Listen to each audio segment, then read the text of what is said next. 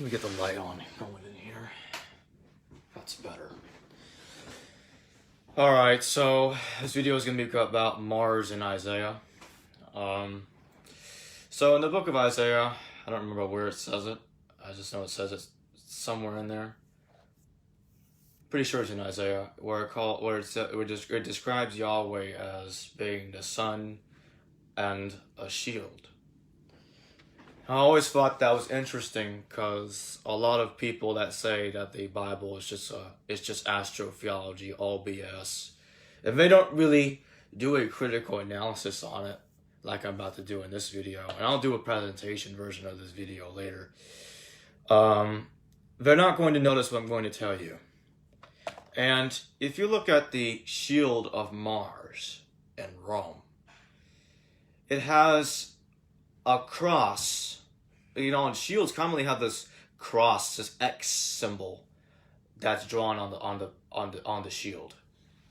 And I always thought that was peculiar, because as I was saying a while back that I believe that Ares and Yahweh are one and the same God. Now, back to what I was saying about Mars. I want you to remember that Mars supposedly had two children called Romulus and Remus, and Romulus killed his brother Remus because they got into an argument, and Romulus founded the Roman kingdom in the 8th century BC, named it after himself. Very identical to the story of Cain and Abel, and Mars is often represented by the ram, so remember that, because there's always a bunch of lambs being sacrificed throughout the Tanakh. Even Jesus is called the Lamb of God. That's very important. Now, Mars is often understood in some cases as actually being a sun god.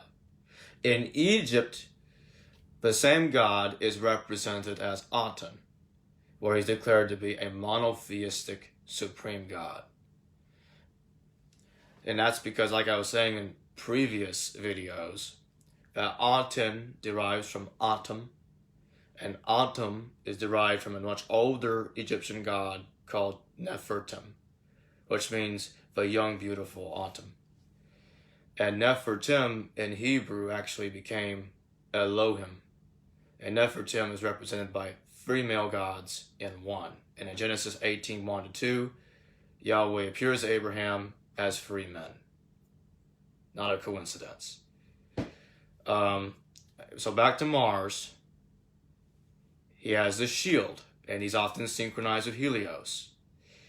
Just look at the Capitolian Triad and look at what Diodorus had to say about Dionysus and Serapis being identified with Zeus. Even the Orphic Trinity, the Godhead, Zeus, Hades, Helios, Dionysus, 3 gods in one Godhead. When Mars was made into a supreme god, he replaced his father Jupiter, and he was then addressed as the new Jupiter. Or in this case, I would rephrase him as Jupiter Jr.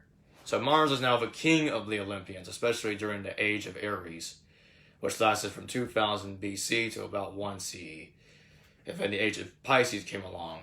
However, the Christianity, even today, represents, in a sense, a form of fashion of not wanting to leave the age of Aries. So they keep talking about the lamb, because they don't want to get out of the lamb. But they also want to be a part of the fish at the same time. They want to have a bit of both. So they got Jesus being the fish, and they got Jesus being the lamb at the same time. In the New Testament, Jesus calls himself the fishers of men and the Lamb of God. So that's how that bridges together. Now, if we go back to Egypt for a second, even the Aten, the way the sun disk is depicted, looks like a shield.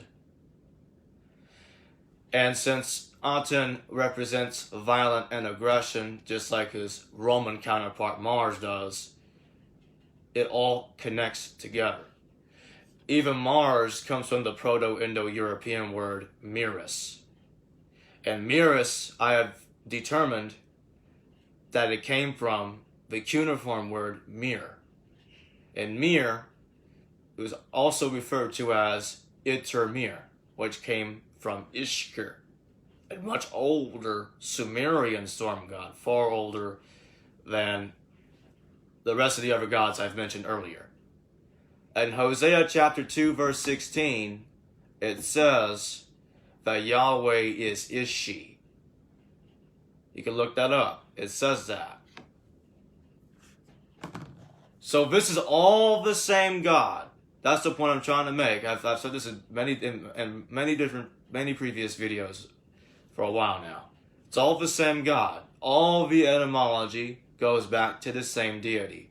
The same God evolved and changed, and his name changed over several thousands of years of evolution, mythological evolution, theological evolution, whatever you want to call it.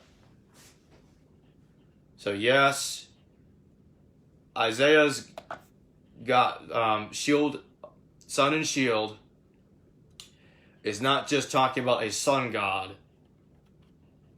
It's actually referring to Mars, the god Mars. And the same God is the God of the Genesis story. That's why I can easily tie in the origin of the Cain and Abel story coming out of Romulus and Remus. It's the same story.